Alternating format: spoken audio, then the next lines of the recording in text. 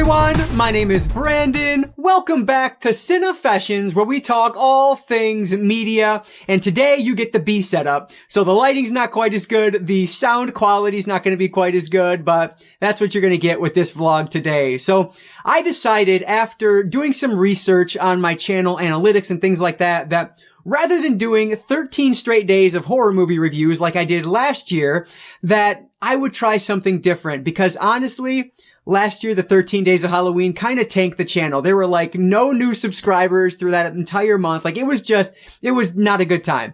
And so right now I'm doing much better and I want to keep that momentum going. And so I figured instead of posting something that no one is interested in, let's just do one vlog. So if it's just one video that doesn't do well, that's much better than having 13 days of videos that don't do well. So that's what we're going to do today. I'm going to turn the 13 Days of Halloween into one big vlog where I talk about 13 different horror movies. Hopefully you guys will enjoy me doing it this way, but obviously I won't know for sure until the video goes live. But I am going to film this entire thing on my Osmo Action camera, which is just like a GoPro basically, but a different brand. And that's why I bought this, right? Was to do vlogging. And so that's what I'm going to use this camera for. I'm going to use the built-in microphone, so the sound quality is not going to be quite as good. And I'm going to use my little ring light here. Let me pull it in focus. My cheap little ring light, I'll use that too when I can. But honestly, it's just going to be a vlog, so there probably won't even be much lighting. This is probably going to be as good as it is, and it's not even that good. So just want to let you guys know what you're getting into here. But I want to talk about what movies I'm going to watch. And I had one idea in mind, but then I'm kind of switching it up a bit because I want to be a little bit more free with it. So 7 of the 13 movies, I already know what I'm going to watch. And the other 6 are ones that are going to be left open so that I can be flexible with it, because I hate being tied down. And if I give myself some of that flexibility, it's more likely that this video will actually go live on Halloween. So that's what we're going to do. But the other 7 are all tied together because they happen to be the 7 John Carpenter horror films that I have yet to see, or ones that I've seen so long ago that I just don't remember. So that's what I'm going to do. So I'll go through those 7 right now so you guys can see what I'm talking about. The first one is one I actually just picked up recently because I realized that it was the only John Carpenter horror film that I didn't have in my collection, and to do this vlog, I wanted to have it. So I picked up Someone's Watching Me. So this is going to be the first one I'll probably end up watching because I want to do the Carpenter films in order. So Someone's Watching Me, and this is actually boutique. It is, if you can see it there, it is Scream Factory, so it is a boutique label. And then I will move on to Prince of Darkness. This is the Blu-ray copy, but I do own this one on 4K, so I will watch that version of it. And then from there, we'll go to In the Mouth of Madness. Heard amazing things about this. Cannot wait to finally get around to it. And then we have Village of the Damned. Now, this is the first one I have seen this movie. I'm fairly certain anyway. It's just been a very long time. Like I can remember the ending, but that's about it. So then next up will be John Carpenter's Vampires. And this is one I'm really looking forward to. I have never seen it before and have not heard the best things about it. So I'm intrigued to see what I'll think of it. And then we'll kind of step back from boutique a little bit because I have Ghosts of Mars. Now this is Mill Creek, so I guess you could consider it boutique if you so desired. But then we will wrap it up, and I'll mention Ghosts of Mars I have seen. It's been a very long time and I don't remember it. And then we will wrap it all up with his last horror film, the one that I've heard nothing good about over the years, The Ward with Amber Heard. So really looking forward to this. I like Amber Heard as an actress, so I'm very intrigued to see what this one is going to be about. So those are the 7 Carpenter horror films that, as of filming today, I have not seen. But by the end of this video, I will have watched all of these. So we'll watch these and then 6 other ones in order to fill up the 13, and whatever I want on those, basically. I might do some Craven films that I haven't seen before, because that's what I was going to do, was like 6 Craven films I hadn't seen, but I want to keep it open, keep things fresh for myself. So yeah, I'm not sure exactly what else I'll do, but I'm looking forward to checking it out. So hopefully you guys will be interested in hearing my thoughts. Basically what I'm going to do is watch the movie, and then I'll check in with you guys vlog style and just give you my quick thoughts on it, my first impressions, star ratings, things like that. So yeah, really excited to get into this. So let's do it, guys. Before we do though, if you guys have a quick second, hit that like button down below. That engagement really does help me out. But with that said, let's not waste any more time at all. Let's dive right in to my 13 days of Halloween vlog. Excuse the giant mess around me, but so I finished watching one of the films that I was like anticipating a heck of a lot for this month. This is my best friend's Exorcism from 2022. This one is directed by Damon Thomas. So this, of course, is an adaptation of the book of the same name written by Grady Hendrix. I read the book last year and I thoroughly enjoyed it. I thought it was a really well done book. Unfortunately, I can't say the same thing about the adaptation because the movie was super disappointing. So basically the story here, really the title of the movie kind of gives you what's going on here. We follow these two high school girls. They go to this party one weekend, or it's just a girls' night. There's 4 of them hanging out. They end up going to this like old abandoned house or factory or whatever it is in the woods, and they get split up. This creepy things happen, and when one of the friends comes back, they are, possessed, or so it seems. And so it's basically trying to fix that situation. That's essentially the story. Pretty basic, frankly, but, that's what we're dealing with there. So, like, the idea is fun. Again, I really enjoyed the adaptation, but the movie, well, obviously, of course, it's going to shrink things a lot. The timeline's going to be a lot shorter than it is in the book, which I understand. I don't have a problem with that. I get that, you can only do so much in a film versus a book, but it's kind of the tone of this one, I feel like, is all over the place. It starts off real, like, kind of serious and, trying to be real dreadful or scary, I guess. But then at the end, there's like one character who is like completely out there and is really bringing the comedic aspects to it. And it just feels so out of place because, like the rest of the film, it is this serious thing about these high school kids and what are they going to do. And then at the end, all of a sudden, we have this like comedic relief character, which makes no sense at all. Then at the very end, they bring in some CGI character thing in this. And it's like, why did that just happen? I don't remember that from the book at all. Now, my memory's not great, but I feel like I would have remembered that from the book. So I feel like the ending is notably different than what I was expecting. And I don't know, like the acting is fine. I thought the characters were okay, though honestly, the book does that a lot better too, because there are 2 friends that are a part of this like 4-person group and a boy as well. And the 3 other characters, so the boy and the 2 friends, are completely useless in this. Like they have such a little role. They're in the movie a lot, I guess, but like they don't do anything of note to make them stand out, to make them memorable whatsoever.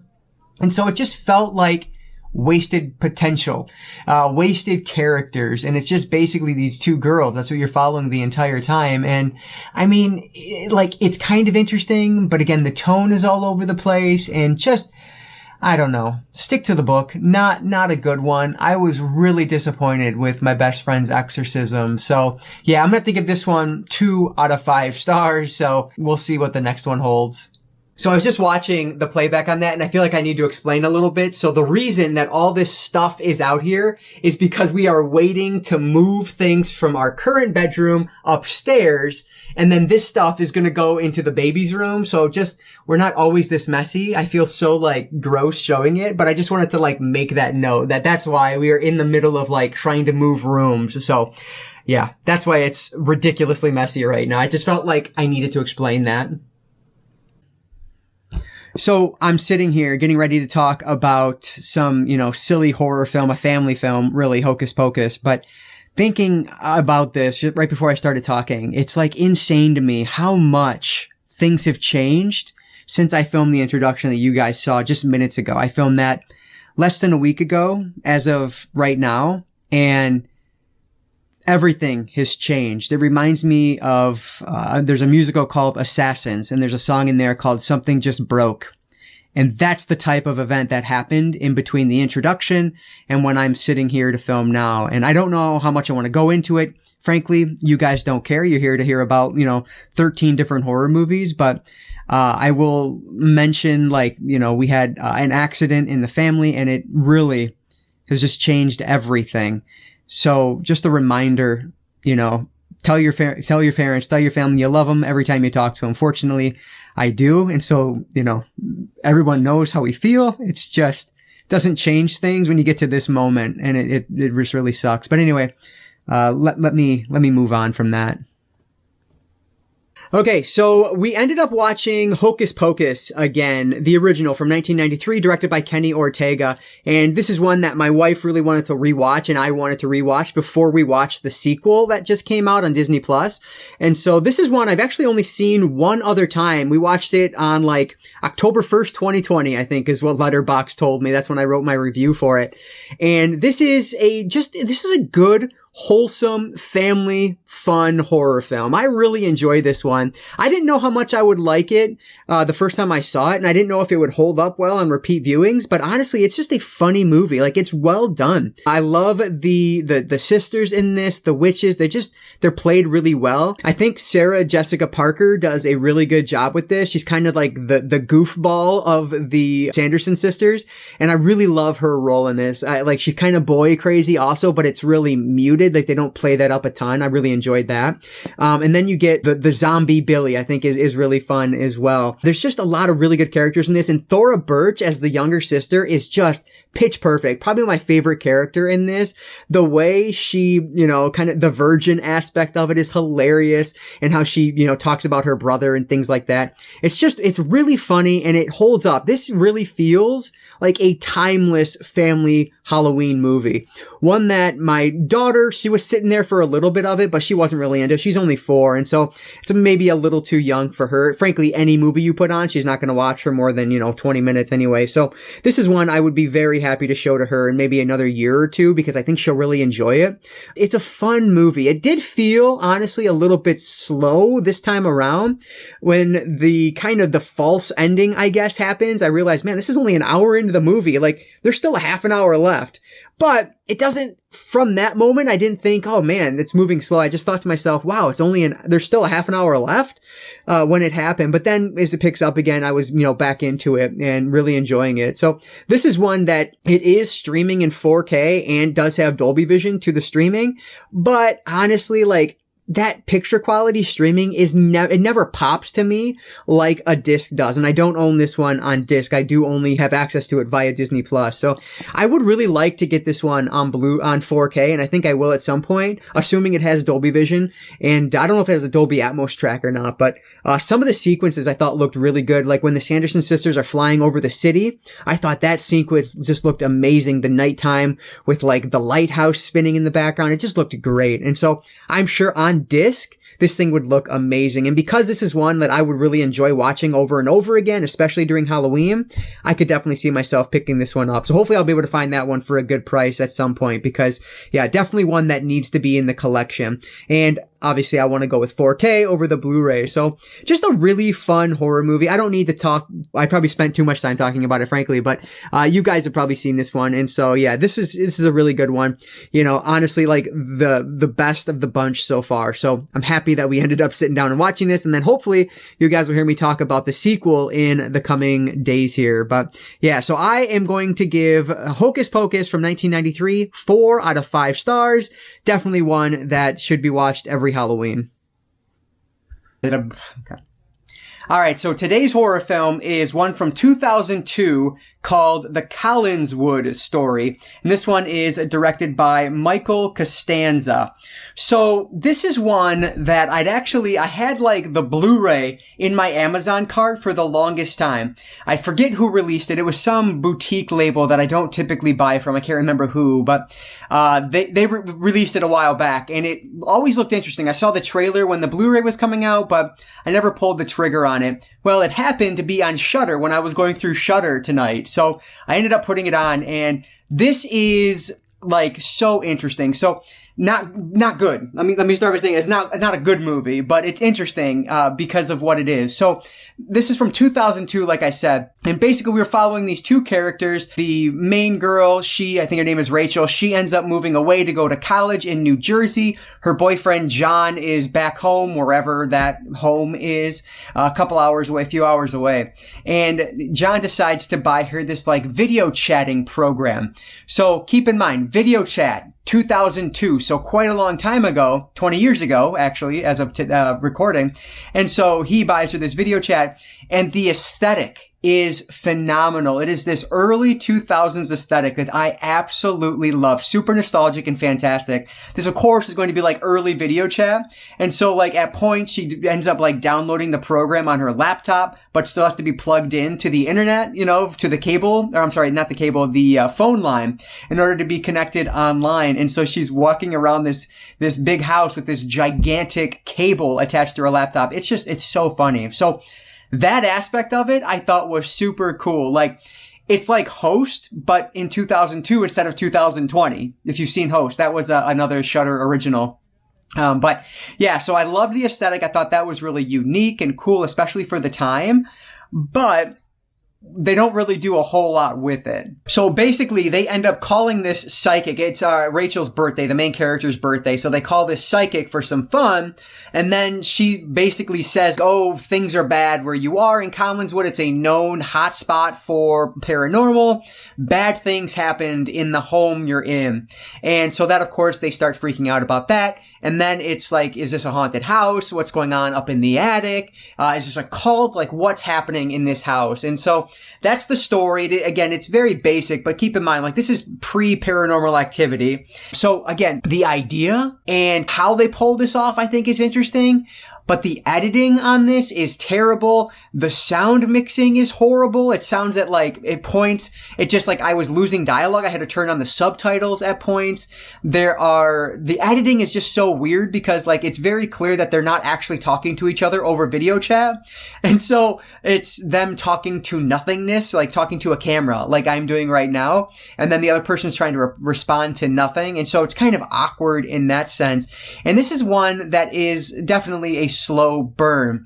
But again, it just doesn't really lead to anything. The end of it just doesn't make much sense. Try not to give any spoilers is very difficult. And so I'll just say like the end doesn't make much sense. I'll leave it there, I guess. It's cool what they are attempting to do, but it doesn't work from a storytelling perspective. It doesn't really work at all. And I don't even know really what happens at the end of this movie. It's just an event and then credits, and that's kind of it. So I don't know. I'm just really disappointed with how this one ended up. I love the idea here, and I admire that they're doing this like video chatting thing 20 years ago, but ultimately it doesn't pay off. So this is one, like, I'm so glad I didn't spend the $20 on the Blu-ray. I've deleted it from my Amazon cart. I don't need to spend any more time with this one. It is on Shudder though, so if you just kind of want to see like the aesthetic and what they're able to do, it's there if you want to check it out that way, but I would definitely not recommend picking this one up on Blu-ray. So this is one that I will have to give 2 out of 5 stars.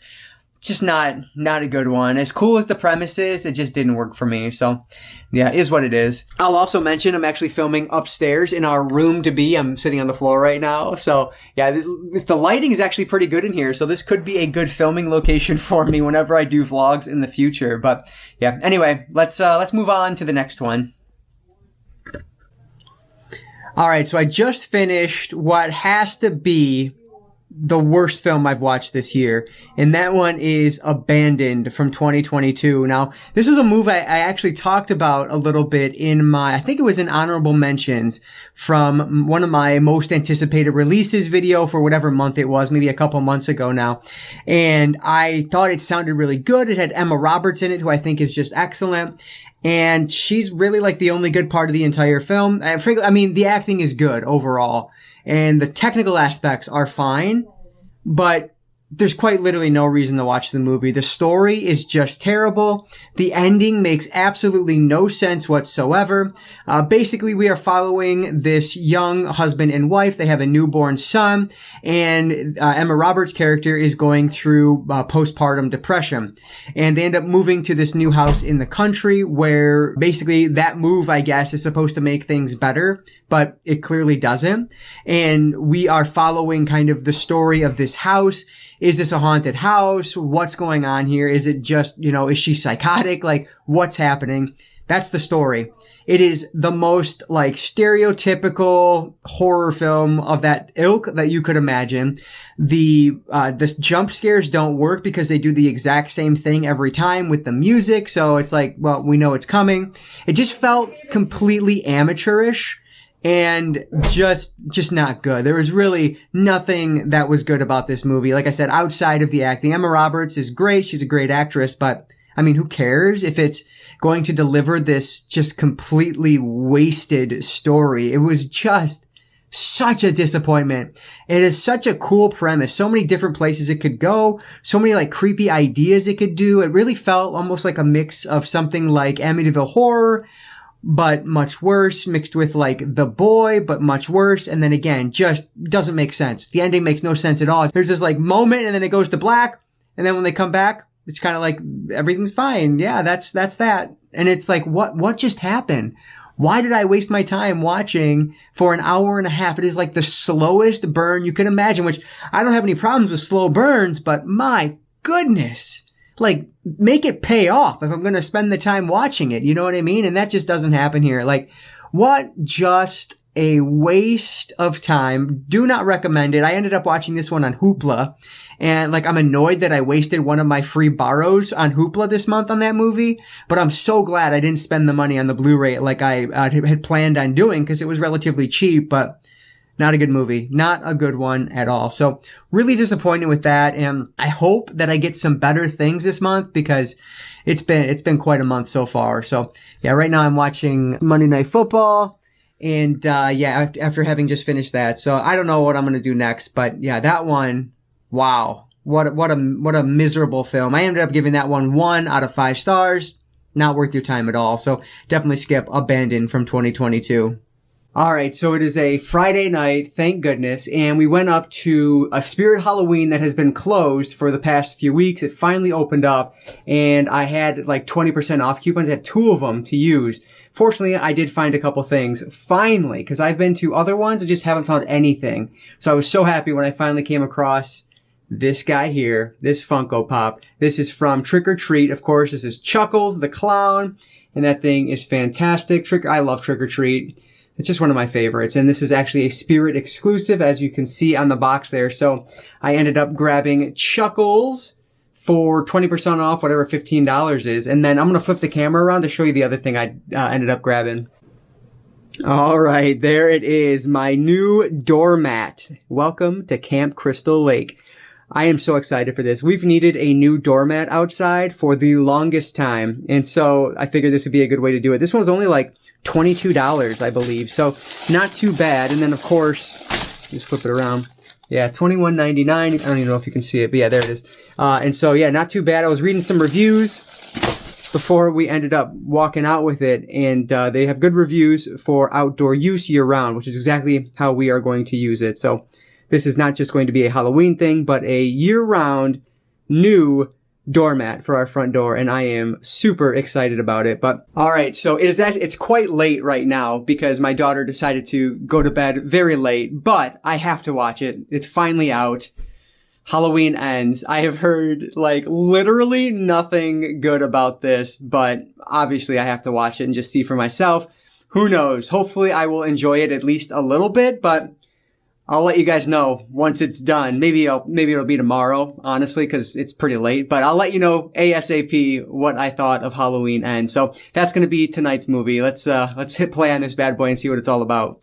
So hopefully the lighting is not terrible right now, but the credits just rolled on Halloween Ends. I honestly wasn't sure if I was going to stay up for the whole thing or not, but I did. I had no problems with that, fortunately. But yeah, so this, of course, is just the conclusion to the quadrilogy. And I guess this is a bit of a hot take, at least as of right now. With everything I've seen about it, everyone has just hated this thing. Well, the majority of the people I've seen have hated this. But honestly, I didn't think it was that terrible. I don't think it's a good Halloween movie, but I don't think it's the worst thing ever either. I feel like I was more disappointed on a first viewing with the 2018 Halloween than I was with this one.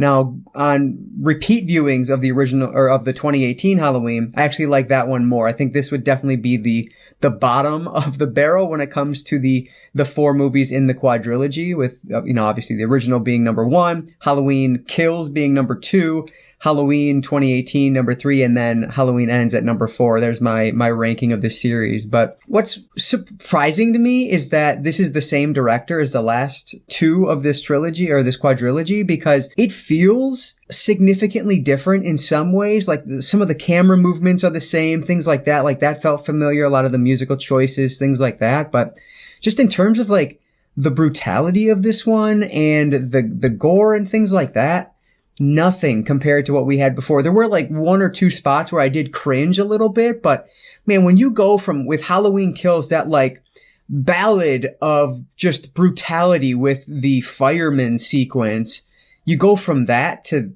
Halloween Ends, where there's virtually nothing that comes even close to that. Like, that's just disappointing, because that was one of my favorite aspects of Halloween Kills. I loved that scene with the firefighters. Just such a cool scene. And there's just nothing that's the equivalent to that here. And it's not even really a Michael Myers story when you get down to it. Like, they bring in this whole weird aspect to it, which makes, I mean, frankly, it's pretty nonsensical, which I feel like I've said a lot during this vlog. And so I hate to repeat that again, but it literally, it's like a look in the eye, and then there's this whole new thing happening. And it's just like, why? Why go that route with it when you have already this like built-in character who you could go with? And instead you bring in this new person, and it's just like strange. I don't know. It's just a really odd choice. And I guess they did it to kind of keep you guessing, I guess, though it's not like a whodunit at all, you know. But from a technical aspect, I think everything was done really well. You know, David Gordon Green's a good director. And so that part was done well, but just the story was very lacking compared to kind of, I don't know, I guess what you would expect for a Halloween movie. So I think I enjoyed it more than most people have at this point, but I still, like, I don't think it's a very good movie, especially a very good Halloween movie. I don't know. I'm so mixed on, I'm not sure what even to give it for a star rating. And I feel like I have so much more to say about it, but I just mean, like, a lot of the kills are just kind of, there feels like very few kills compared to a lot of these in this, like, for the 2018 and Halloween Kills. Feels very few kills compared to those, which again is just disappointing. Like, I go to a Halloween movie like this to see like the brutality and the craziness now that, you know, we're this far into the series. Obviously it's, you know, nothing like it was at the beginning, but this is one that, and I've seen somebody else say this, so this is not an original take at all, but I feel like this will do really well when my daughter's watching this with her friends, you know, 10, 15 years from now, whatever the case is, and they're watching it, you know, from the beginning all the way through this quadrilogy. I feel like this one will do a lot better that way, but, you know, us watching it you know, when it's new, a year after Halloween Kills, it just doesn't hold up quite as well. I don't think it works quite as well, but if you're going to watch these, you know, you'll watch the original Halloween and then you watch 2018 and then Kills and then Ends. You watch it in that order. You're having a movie marathon one day, 10, 15 years from now. I think it'll work a little bit better, but maybe I'm wrong. You know, who knows? I don't know. I feel like it's just an odd way to end it, but I am 100% certain. And I'm looking forward to it. In 2024, 2025, we're getting Halloween Reborn, because they just set it up like for that to be a thing. And so, you know, you claim this is the end of the franchise. And I truly believe this is the end of Laurie Strode's story. But there's a couple young characters in here that have plenty of legs to them as long as Halloween Ends makes money, you know? But I'm a little bit disappointed, but at the same time, not really that disappointed. I didn't have high expectations coming in because of just the word of mouth I'd heard about it, you know, heading into it. But I still think I liked it more than most people did. And I might enjoy it more on a repeat viewing. Anyway, I'm rambling. So that's today's movie. I do need to give it a star rating though, don't I? So I don't know. I guess I'm going to give Halloween Ends from 2022. I'm going to give it 3 out of 5 stars right now. Maybe that'll change down, you know, tomorrow even, but that's what I'm going to give it right now. It's my gut reaction is 3 out of 5 stars. So we'll see, you know, if it holds up better on a repeat viewing or not, but those are my thoughts on that one. All right, so the credits have just rolled on John Carpenter's Someone's Watching Me. This is the first of the Carpenter films I'm finally getting around to for my 13 days here. And this is a like made for TV movie And so it was interesting. I think I mentioned this at the beginning of this vlog, but this was the only John Carpenter horror film that I didn't already own on Blu-ray. So I ended up picking up this one off Amazon very recently. So I just got this one and have watched it. And honestly, like, I thought this was pretty good. So basically with this one, we're following our main character. She is recently moved from New York over to LA, and that's where this whole movie takes place, is in LA. And she works as a like live TV director, a news director. And she is basically trying to like, you know, establish herself in LA. She gets this new beautiful apartment. And that's one thing I loved about this movie, was just how it looked. The 70s LA through this high-rise apartment was just awesome. So I really enjoyed that aspect of it. I thought it looked really cool. But anyway, she ends up being stalked by someone in one of the, you know, hundreds of whatever, thousands maybe, windows that are around her. Someone is stalking her. And it turns out that, you know, they've bugged her apartment, so they know pretty much everything about her routine and everything. And they're sending these packages, and they're a stalker. So she is trying to figure out who this is and stop them. That's basically what we're following here. And Adrienne Barbeau is in this as well. She plays one of her coworkers that becomes her friend. And the cast in this was really great. I have to pull it up because I don't know all of their names offhand, but I was really impressed by the cast on this. I thought they did just a phenomenal job. So we have Lauren Hutton as our main character, Lee Michaels, and she's fantastic in this. I think she's such a like unique character. She talks to herself a lot. She's just a very, I don't know, kind of a different type of character than you would normally see from like a main female character in the 70s. And so that aspect of it I thought was great. And then her love interest is played by David Burney, who actually just died earlier this year, which was interesting. But he plays Paul, and he is awesome as well. And as I already mentioned, Adrienne Barbeau in the lead role. Actually, Uncle Leo from Seinfeld plays in this as well, which was just completely out of left field. Did not expect to see him. Honestly, I don't think I've seen Uncle Leo in anything other than Seinfeld. So that was I got kind of a kick out of that. I just didn't expect it. So that was pretty cool. That is Len Lesser, if you're curious what his name is, his real name. But yeah, anyway, so the setting for this was awesome. The acting was great. The story, I thought Carpenter did a really good job of building intrigue and tension on this. It is a very generic story, and it kind of goes exactly where you would expect it to go for this type of movie, just a very generic stalker film. And I think that's kind of like the bad aspect of this, is that it did feel a little bit generic. And what was interesting is that it didn't have any of Carpenter's music in it. It was a soundtrack that was very generic. It felt very made for TV soundtrack. Nothing special about it at all. And so that was one thing I wish like Carpenter would have done a little bit more with it there, but obviously he's a very young director at this point, so I'm sure he's, you know, doing what he can. But it doesn't really feel like a Carpenter film in a lot of places. There are moments that do.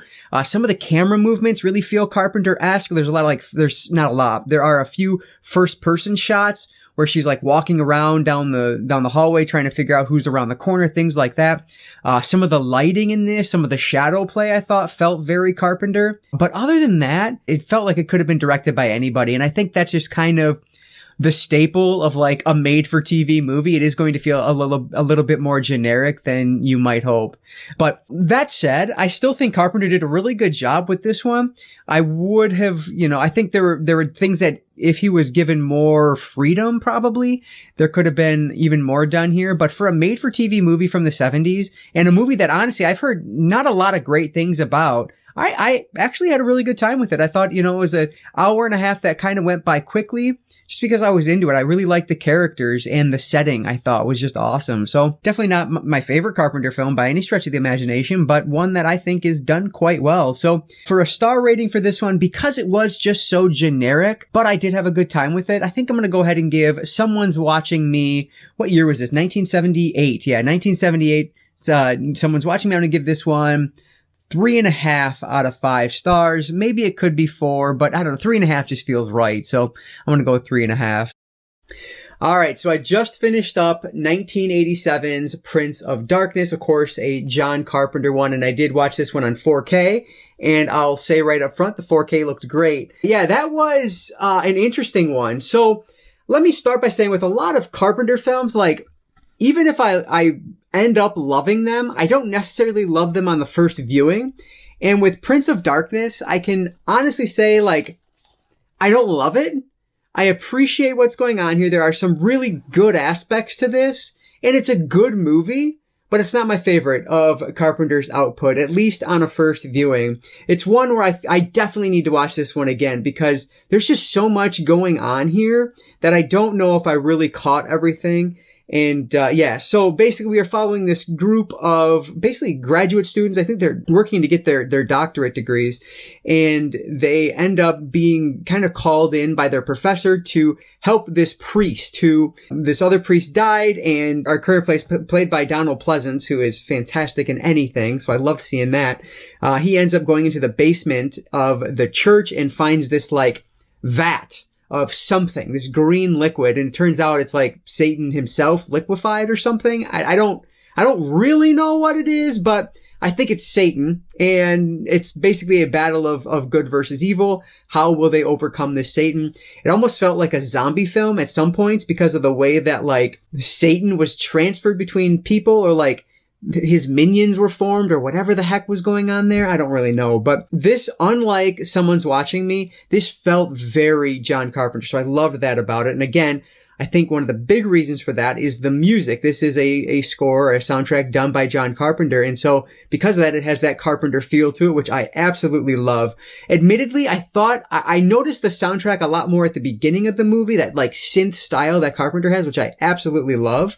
I noticed that a lot more in the beginning than I did as the movie went on, but again, I may have just been focused on the story, so I wasn't paying quite as much attention by the end of it, but whatever the case is. But there are just some really cool moments in this, some really impressive gore effects. There is this full body makeup done on one of the characters as it gets toward the latter half of the film, and it just looks gross and awesome. Like such great practical effects work there. So I thought that was really cool to see. The story itself, though, it was a little bit muddy to me. Like why some of the characters did some of the things they did was not terribly clear to me. Still, I appreciate what Carpenter was doing with this. I love Donald Pleasance in this. Like Donald Pleasance is just an all-timer. You know what? He's on the cover here more prominently. Easier to see on the Blu-ray, but yeah, so a really good cast on this, and Donald Pleasance does a great job.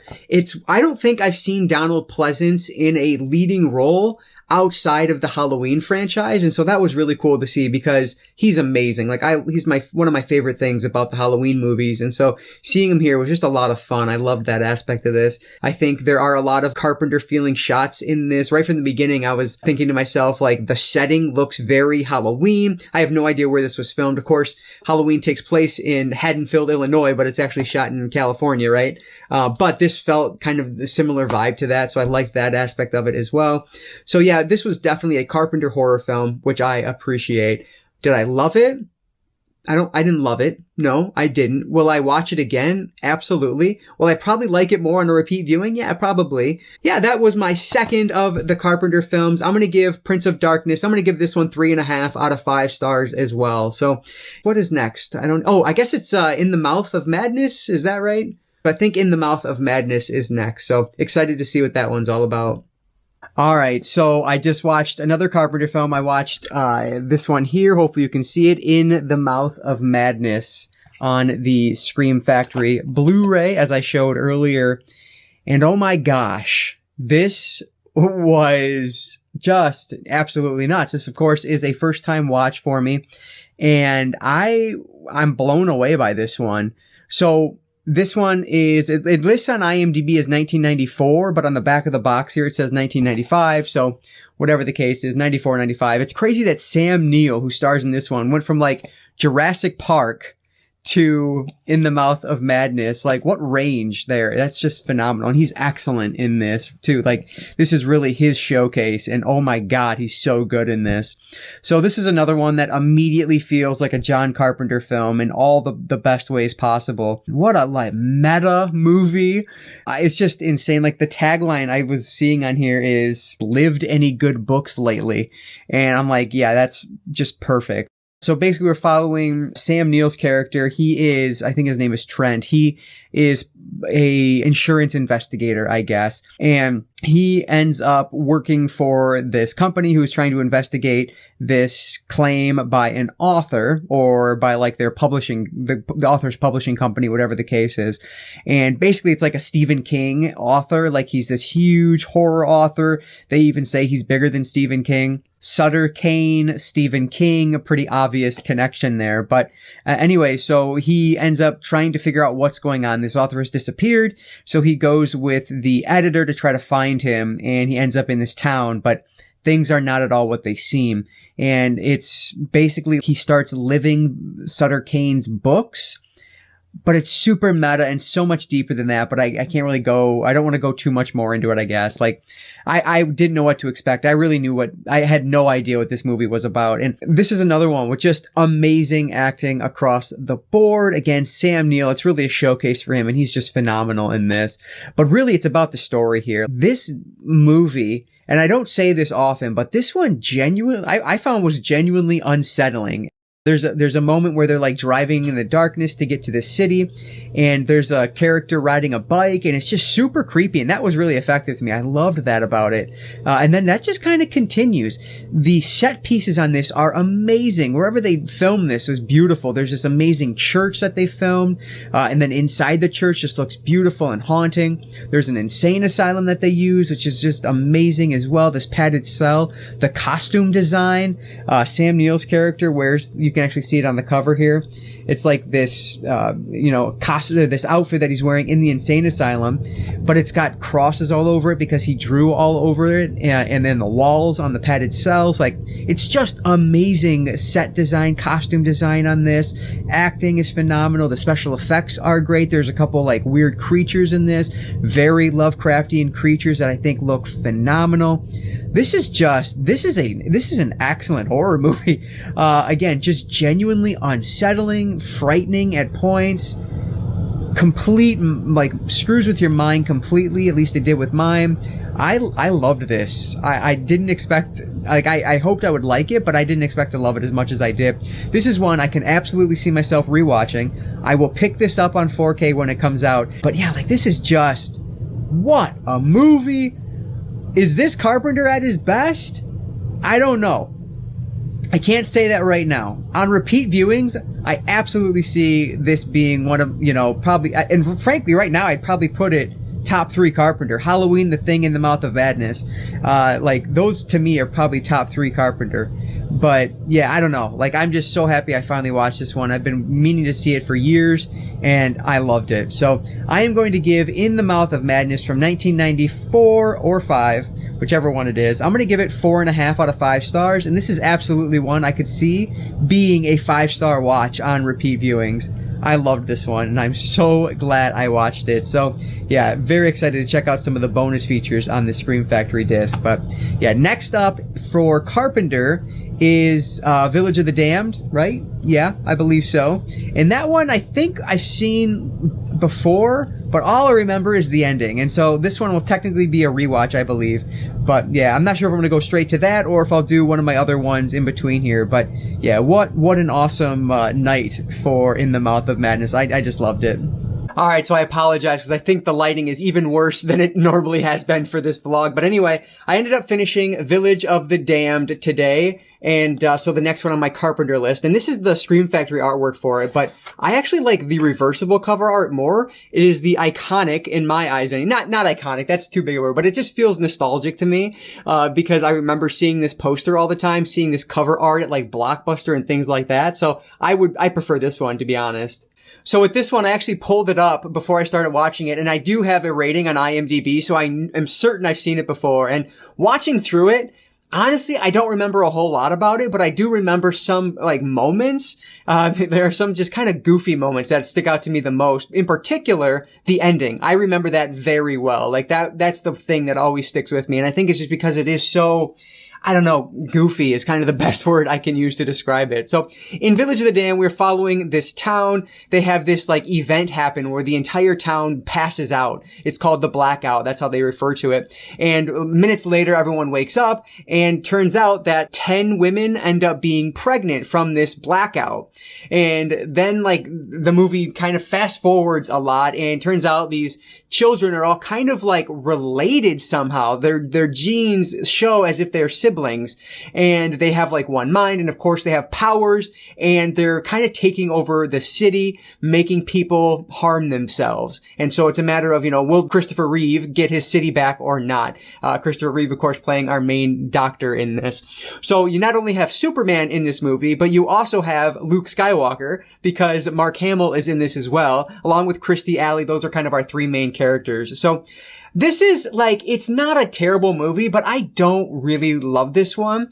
So I'll talk about the score, because it is, Carpenter is listed as a composer here. Gotta be the weakest of the Carpenter scores that I've heard. Like, there's nothing memorable about it at all. It doesn't sound like a Carpenter score, not a lot of synth in there. This whole movie just feels sterile, I guess, or sterilized. It's very Hollywood, which I didn't really feel with the other Carpenter films leading up to this one. And so I'm curious if that's kind of where things are going to go from here. But of course, like, next is vampires, and I feel like that's not going to be the case with that, but I've never seen that, so I don't know. But I don't know, this whole thing just felt very Hollywoodized, which I don't love.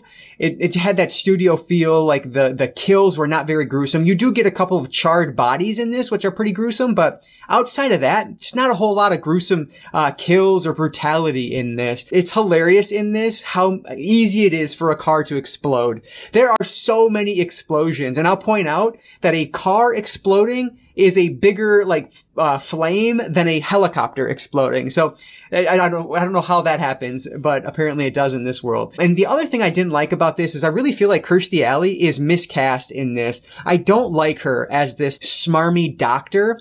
I just wish somebody else was in that role. I don't know who. I was thinking maybe Adrienne Barbeau, but then as the movie went on, I'm thinking, would she really work? I don't even know. But yeah, so I didn't like her in this at all. But I do like Christopher Reeve in this. I think he does a good job. Mark Hamill's character is great as well. Not a huge role, but I do love the fact that Mark Hamill was in Body Bags, which Carpenter, that's a short, like an anthology, and Carpenter directed one of those in there. I frankly don't remember if it was the one with Mark Hamill in the lead role or not, because there was 3 different shorts. Either way, it's cool to see that connection between Body Bags and then Village of the Damned. But yeah, so this one, it's just generic. I don't dislike it, but it is slow pacing as well.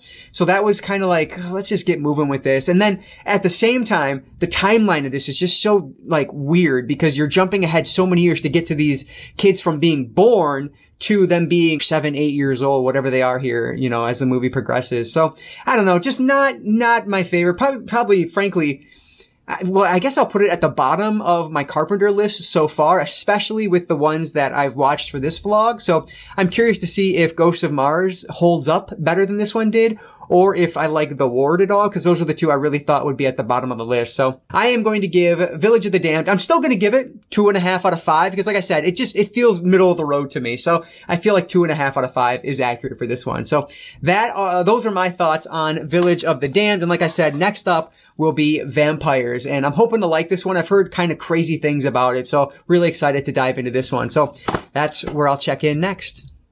Oh my gosh. So I completely forgot to mention this. So I'm not going to count this as one of the movies for this vlog, because it really wasn't a horror film at all, even though it's labeled as a sci-fi horror. But I watched on Tubi, the Tubi original Shark Side of the Moon, which is absolutely ridiculous. Basically, at the beginning of the movie, like, these Russians are doing experiments on sharks to try to make them like the ultimate weapon. And they are a hybrid between human and shark. They take over. They end up flying to the moon, which is just so utterly absurd. And then, like, 40 years later, I guess, like, the Americans are flying to the moon to do some mission, and they see, like, one of the surviving Russian astronauts, plus these sharks. Like, it is the most absurd thing ever, and the CGI is just wonderfully atrocious.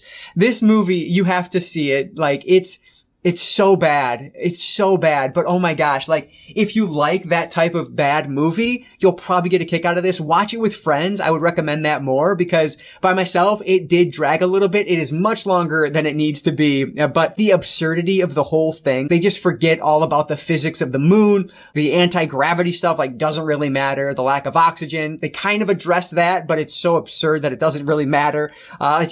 It is terrible, but if you like terrible like that, then you have to check that one out. So I can't believe I almost forgot about talking about that, but I absolutely had to. The other thing, I know this is getting long, the other thing I need to talk about though is Unsolved Mysteries finally came back with season 3. The first 3 episodes are out right now, and I've watched those. I love Unsolved Mysteries. You guys know I'm a huge true crime fan. But the episode 2 and 3 both take place in Michigan. One of them, the murder occurs like down the street from me, which is absolutely bonkers. I was like, Netflix or Unsolved Mysteries is like coming for me. It was just crazy. But yeah, anyway, those are my extended thoughts that I just wanted to add in here because I watched them. So I figured I would mention them. All right, so I'm just like utterly out of places to film for this vlog. And I realized as I was doing some editing on some of my earlier reviews that like, this is not a terribly visually interesting vlog, but frankly, most of my videos aren't. But anyway, hopefully you're just able to watch it as like a podcast or, you know, listen to it in the background, whatever the case is. Anyway, I decided I would just film here in my normal filming location. So I just got done watching another one, and this is a non-Carpenter film. So this one is off of Tubi, and it's called He's Watching from 2022. So this one had a really cool cover and a pretty interesting description where these 2 siblings were left alone at home for whatever reason, and they were playing pranks on each other until they started receiving these kind of cryptic messages that was from someone who was clearly watching them. And so, super interesting premise, and I love home invasion, one of my favorite subgenres of horror. So I figured, let's give this one a shot and see if it's any good. Well, unfortunately, I didn't like this one. Basically, we had these 2 siblings who are, you know, I think they do a good job there with their acting. They're actually brother and sister, and like the dad is their director. It really felt like a family affair, which I say that, but then I was watching the credits and there's actually a lot of people behind the scenes. But I think, you know, the main crux there, the director is the dad and then his 2 kids. And I think the mom played a part in this as well. But anyway, so this one, we're following these 2 kids basically like, it's kind of there's this like mass event going on, almost like a COVID event, but seemed to be a lot worse and almost apocalyptic in a way. It was really strange. They didn't really play up that aspect of it too much, but it was present a little bit. And so that part I thought was really interesting. I would have loved more there, but the mom and the dad are at the hospital, which is why they are kind of stuck at home by themselves. And they're there for like weeks and weeks. It comes like months, I would even say, with no reply. They're sending these videos to their parents with no replies back at all, but they are getting like notices that they're being read. And it is a found footage film for like the first half, and then it kind of just drops it. And it's not a found footage film anymore after a certain point, and that's really where it lost me. I love found footage along with home invasion, and so like those 2 things combined, I was like, yeah, this is going to be my type of movie, but it's just so weird. Everything I was reading about it, they use the word Lynchian, very David Lynch, and I can't say that myself because I've not really watched much David Lynch, but I kind of, just from what I read about his work and the trailers I've seen, things like that, I understand like what they're getting at. It is very artistic in style. This really just felt like an experiment. It felt like a group of, like this family unit that was stuck at home during COVID in lockdown, and they said, hey, can we make a horror movie? And they set out to do it. Like an extremely talented group of people, very creative, just feels like a very talented family that just set out to make a horror movie by themselves. And, you know, that's admirable, but is it an enjoyable film? Not really. It's going to be for some people if you're really into like artsy kind of experimental even, but man, it lost me as it kept going. And then the ending is just like, what the heck just happened here? I don't know. It was just really weird movie overall and wasn't what I was expecting or hoping it to be. I don't know. It's just like, it didn't really do anything for me at the end of the day. And so I didn't really enjoy this one. So I'm going to give He's Watching from 2022 1.5 out of 5 stars. And that wraps up all 6 of the non-Carpenter films. So I have 3 more to go and I am coming down to like the end here. I need to get these watched so I can get this vlog up. But yeah, lots of editing to do as well. I'm behind on that too. It's just been an awful month, frankly. I think I mentioned it a little bit, but I'll kind of go into it a little bit more. My dad is in the hospital. He was in an accident. He was transferred to a rehab clinic. They were unable to help him. He had some injuries while he was there. He went back into the hospital today. Like, it's just the absolute worst situation I've ever been a part of in my entire life. And so that's really taken a damper on this entire month. But, you know, life continues. That's what I keep trying to tell myself. Like, whatever's going on, we deal with that, but also, you know, life continues. And so, just trying to deal with it all is just incredibly difficult and extremely stressful, and it sucks, frankly. So anyway, it's more than you guys care to know, but yeah, so those were my thoughts on He's Watching. So now it's back over to the Carpenter films. All right, so the credits are rolling on vampires. All right, so that was interesting. I've never seen this film before, so a first time watch for me, and I didn't really know what to expect. I heard a lot of mixed things coming into this one, but it's a pretty simple premise. Basically, we're following James Wood. His character is a vampire hunter along with Daniel Baldwin, is that right? Yeah. And they are vampire hunters. They come across this group of vampires when the film opens, but they realize that they've not killed the master, and the master comes back, kills like the entire team basically, and the hunt is on to track down this master, who is actually also looking for like this black cross, it turns out. And I think it's in order for him to walk in the daylight. That's the whole goal of this, and they're trying to track him down. So that's the entire movie. This is, without a doubt, the meanest and darkest of the Carpenter films that I've seen. Especially like the meanest vampire movie. Like, there's not any cool vampires in here walking around. Nothing like what I've seen previously. And that was interesting. I like that aspect of it. And frankly, like, until about the last 10, 15 minutes of this movie, this is a 4-star film, but boy, it falls apart a bit at the end. Like, I don't know what happened. Some of the action sequences at the very end are just so muddy and kind of over the top and goofy. And it's like, why go that direction when the whole rest of the movie, you're not going in that way? It just felt so weird and out of place as this movie ended. I'll say this is one that when this comes out on 4K, because I assume it has to at some point, I will absolutely be picking it up because I think it will look amazing in the format. There are so many shots in this film that are shot during the magic hour, so like right as the sun is setting, and it looks amazing. So it's this real orange coloring over the desert, and a lot of shots, like a lot of helicopter shots, just look really, really cool. So I really loved that aspect of this. But just the ending, really, that's all that I didn't like about this, is that, one, it felt like a very easy ending after everything else that led up to it. Kind of the ultimate end, I guess, was like, really? That's how we're going with this? Okay. So I don't know. It's a good movie. I'm not going to dock too many stars from it for that ending. I know there's the Apocalypse trilogy, which is The Thing, and then Prince of Darkness, and finally In the Mouth of Madness. But for my money, this was the darkest in tone, and I feel like a lot darker than Prince of Darkness. I do think In the Mouth of Madness was kind of right up there in just how dark the tone was, but boy, this one is really up there. It's very much a misogynistic film when you look back on it, but, it is what it is. That's not why I would dock any star rating from it at all, really. It was an enjoyable movie that I think just didn't finish out the way I was expecting it to based on where it was going. So I'm going to give Vampires from 1998 3.5 out of 5 stars.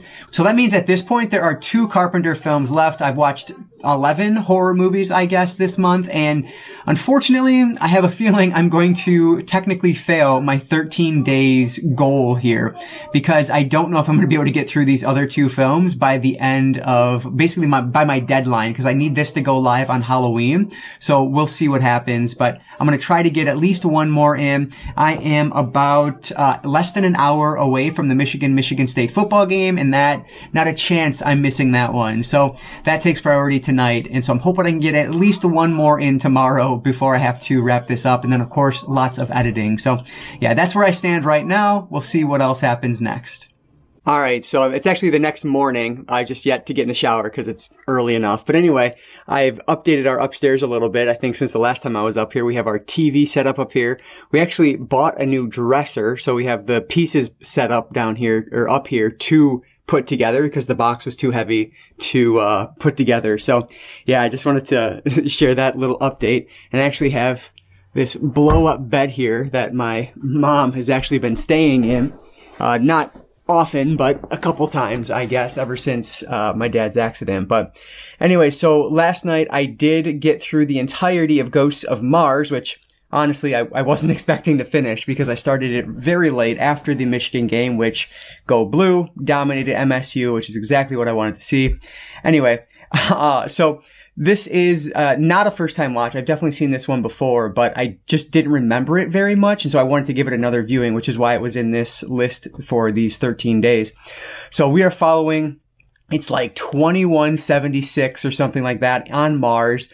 It's been colonized, and we are following this like Mars police force as they're trying to do a prisoner transport from one place to another on Mars, or maybe they're taking them into Earth. I guess I don't know exactly what they're doing, but I think it's just moving from one prison to another on Mars. And that the prisoner is played by Ice Cube, who is fantastic in this. I love him. He's such a great actor.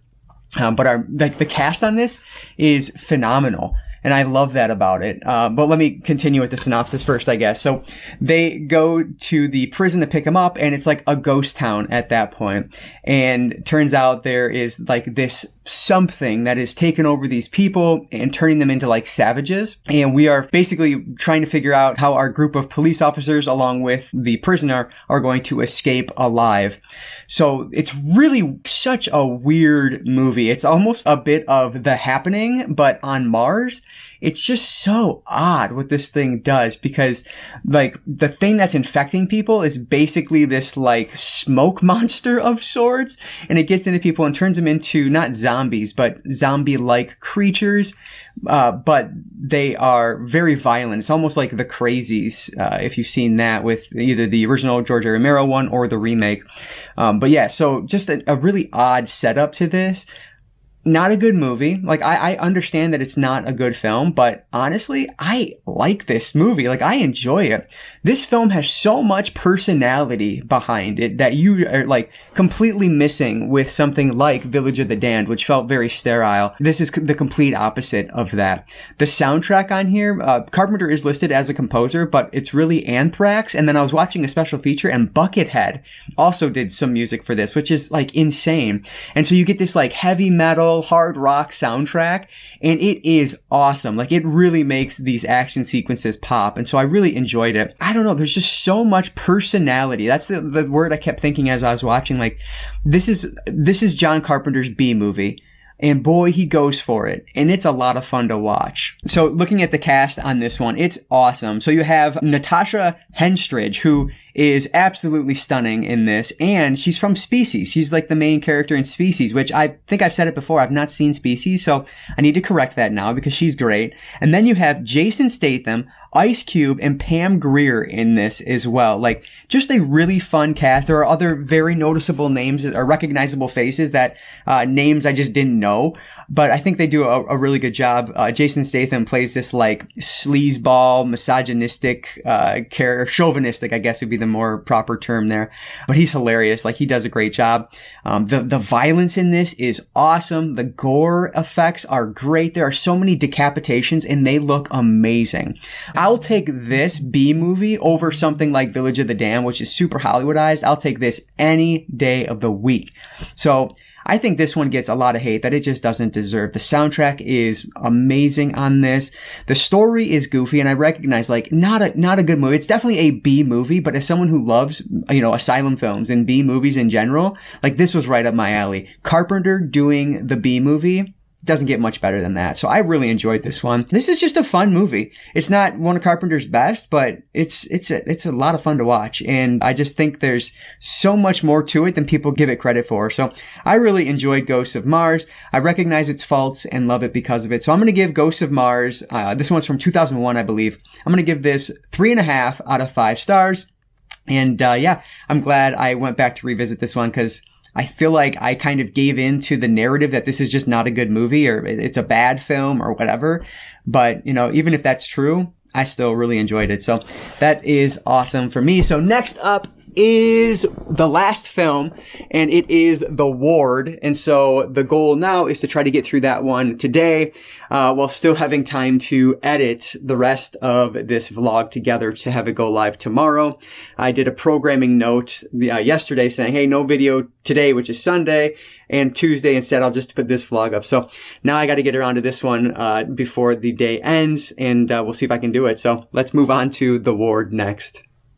Alright, so back in my normal filming location again, and honestly, I'm surprised, very surprised, but I did get through The Ward. So that means that I was able to watch all 13 horror films that I was wanting to watch during the month. And I'm very happy about that. But now it's pretty late on Sunday, and the goal was to have this live on Monday, Halloween. So I'm going to wrap this thing up here and then get to editing to finish where I started. But yeah, so The Ward, first time watch for me. Always heard this is one of the worst Carpenter films. And with this one, we're following Amber Heard plays our main character in this, which I realized with my last two, I've not been holding up the case for it, so I apologize for that. But anyway, I'm going to put this one down too. So anyway, Amber Heard plays our main character, and she is in an insane asylum, basically. And we are trying to figure out what's going on. The insane asylum is haunted by this ghost, and she's trying to save her and the other people in the insane asylum. And I guess I'll just leave it at that, because yeah, I'll just leave it there. So this one is so weird to me because it feels like Carpenter going outside of his comfort zone, and you're getting a certain type of supernatural horror that you don't typically get with Carpenter horror films. Yes, Christine has supernatural horror in it. The Fog has supernatural horror in it, but not like The Ward has. And I don't think that's necessarily a good thing because it feels generic. And I know I feel like I've said that a lot during these 13 days, but it just feels like a generic 2010s horror film that's made for teenage audiences. And really, I think that's the thing. This one, it just didn't feel like it was made for me as like a Carpenter lover. It felt like it was made for a general teen audience, maybe to try to get them into what Carpenter's doing. But it really doesn't feel like a Carpenter film very much at all. Another one where he's not doing the music on this. And I think anything without him doing the music, you can tell. And this one, you can tell in a not so good way because it's just very forgettable. And I said Someone's Watching Me felt a little bit more generic as well. But even there were like some Carpenter shots, some overtones of Carpenter in there. And actually, I found out that Someone's Watching Me was actually filmed before Halloween was filmed, but they were released in the opposite order. So you can see some of that when you're watching that one, whereas here, it felt like, I don't know. I don't even know if he was like phoning it in. I don't know what the deal was. I appreciate him going outside of his comfort zone and admire that he has like the range to do that. And I mean, it's a fine movie. Like, frankly, it's not a bad movie. It just doesn't really do anything memorable. The ending it's one of those endings where like you can only really see the movie once and then it's kind of ruined for you at that point. But it works well enough, I guess. It wasn't exactly where I was expecting it to go, but I had some inkling about what was going on there. It's just an odd movie. And the other big problem with this is that you get this supernatural character, right? This ghost that is haunting all these girls.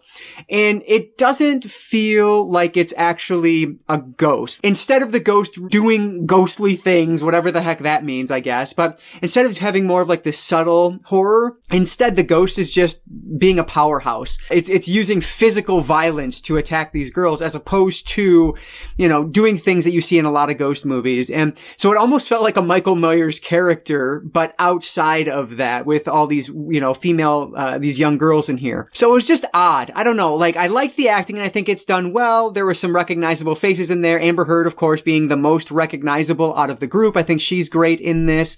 But everything feels just a little bit disconnected.